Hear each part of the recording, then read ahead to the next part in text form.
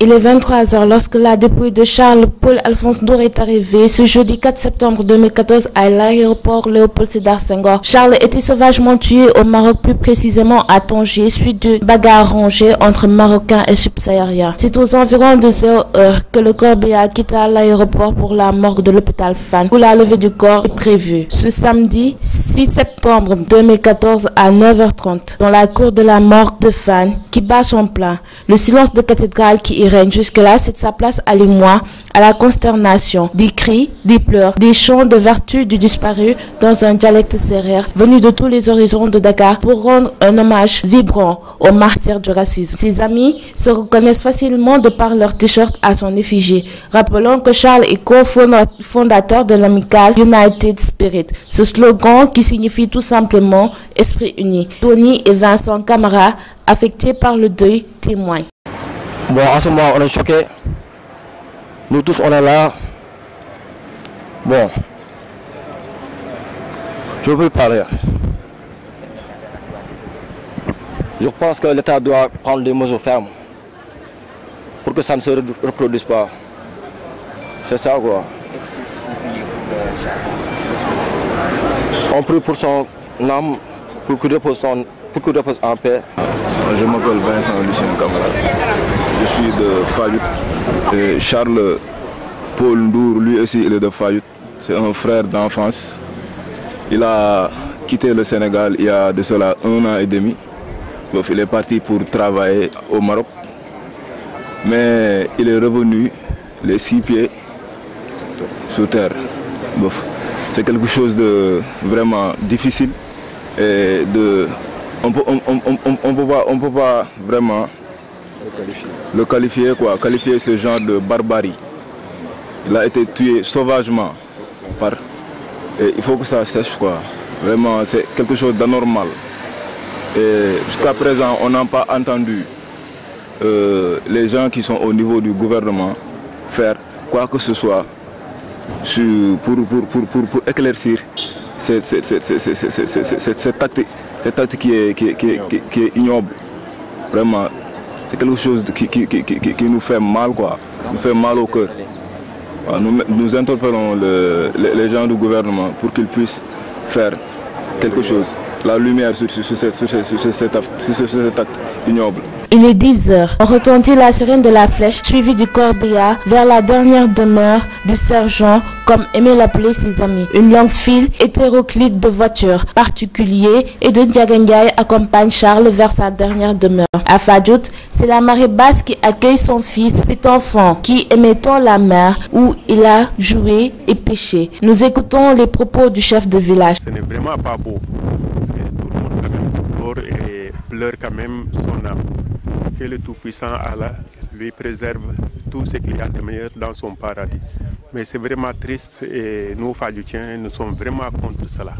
Vraiment contre cela, bon, nous ne pouvons absolument rien faire à l'endroit quand même de ces autorités, mais nous appelons au président quand même et de travailler en étroite collaboration avec ceux qui sont là-bas comme responsables pour que vraiment qu'ils fassent des recherches et puis faire éclairer la lumière.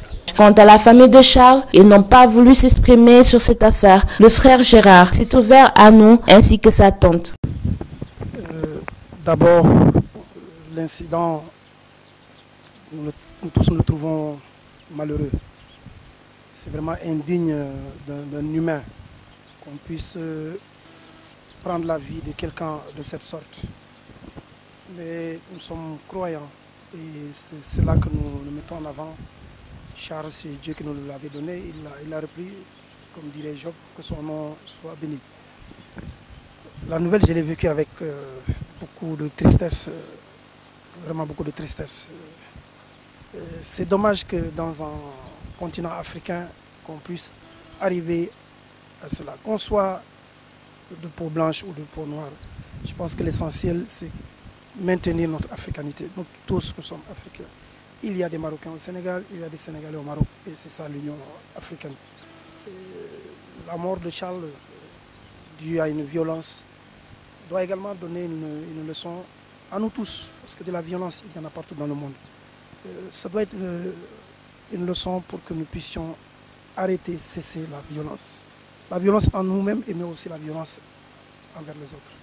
dëj bi metti na trop ñoo ko bokk mag yaam yooyu ay wujju peccal ko dañu parce que papa xale bi sama jëkkër moom mooy magam ñoo bokk ndey ak baay mais biñu déggee ak annonce bi dafa ñu metti ñëpp gis nga village yi bi ñëwee depuis bi ñu gaañoo ba léegi kenn amul jàmm chaque jour ñoo ngi jàppante Kër Massar di jën ci koor affaire bi metti nañu nag fi mu nekk li ñu bëgg mooy Macky Sall ni jéem a dimbali nit ñi lii mu jóg si parce que tamit Sénégal ñu topp di rey à l'étranger metti na ndax doo jur sa doom mu dem di wuti pour ñëw dimbali la di yaakaar si yow ba pare ñu topp ko di ko boom ay rey yu salte ñu indi comme ay chien yu ñu rey sànni ko si mbedd mi xam nga nekk lu ñaaw affaire bi métti nañu trop wax dëgg yàlla dégg lii nag moom nguur gi war na see jóg parce que bu ñu ko bàyyi ni tamit neexul fépp partout Afrique bi fu mu mën nekk à l'étranger yëpp li ñuy def suñu doom yi métti na te dañoo dem wuti jom ndax fii amul liggéey amul dara ñu xale yi yëpp nga taxawaal waaw. Ses amis, qui peinent à sortir les mots de leur bouche, ont surtout, de par leur courage, exprimé la douleur qu'ils ressentent. Ils ont aussi lancé un appel à tout Fadjoudjian et à tout Sénégalais d'aller à la marche organisée le 8 septembre pour dénoncer la mort du martyr et que plus jamais ça, une telle horreur ne se reproduise. Donc sa mort nous a tous touchés, tout le village. Donc je demande à tout un Fadjoudjien qui serait disponible, qu'il fasse le maxi possible pour assister à cette marche-là. De ce 8 septembre, vous dites. Hein. Donc j'invite tous les Fadjoudjiens, même ceux qui sont là présentement, de quitter Fadjoud, aller assister à cette marche pour qu'il soit une mobilisation et que nous soyons entendus un peu partout dans le monde. Il est 15h lorsque la cloche sonne. Tous les chemins mènent vers l'église pour accompagner Charles en sa dernière messe.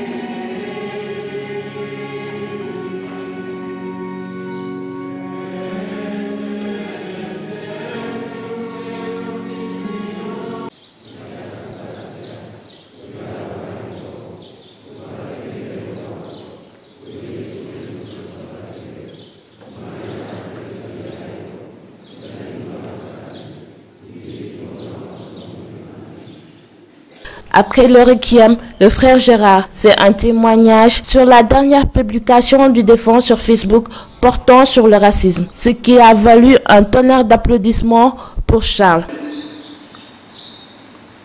Sur la page Facebook et comme une prémonition qui postait comme dernier message fort cette phrase tirée du défunt pasteur Martin Luther King. Je le cite. Nous devons apprendre à vivre ensemble, les frères, sinon nous allons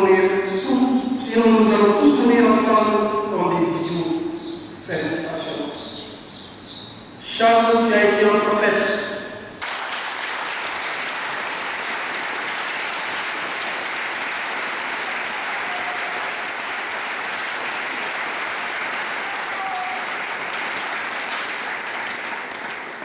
Dans son homélie, le prêtre nous dira que ces bourreaux l'ont affecté. Mais l'amour est plus fort que la mort. Ces Marocains ont commis un acte ignoble, plus pire que le virus Ebola. Charles, tu n'es pas mort comme un idiot. Tu es mort comme un héros, comme un héros de son temps, comme Martin Luther King, et j'en passe. Bien au contraire, tes bourreaux, c'est eux comme des idiots qui t'ont tué. La personne humaine ne se construit qu'en relations humaines. Vive la fraternité, en bas la xénophobie, en bas le racisme. Et ici, nous condamnons jusqu'à la dernière énergie un tel crime que nous jugeons ignoble, barbare, inhumain, lâche, produit par des scélérats, des fourbes, des idiots, des sans-lois, des sans-cœurs, des parvenus. Oui, des gens dangereux, pire que le virus Ebola. Le dernier adieu, la dernière prière au calvaire est une désolation totale. Des cris, des pleurs surgissent de partout. De là, Sergent s'en va à jamais vers le Père. Il est enterré au cimetière mixte de Fadjout, près de ses aïeux. Cette terre qui a vu naître le 13 octobre 1988, Sergent de son vrai nom, Charles-Paul Alphonse Ndour, est aussi la terre où se termine son histoire, là où il se repose désormais. Charles, tu t'en vas vers le Père, dors dans la paix du Seigneur. Ceci est un cri de détresse que lancent ses amis au retour du cimetière.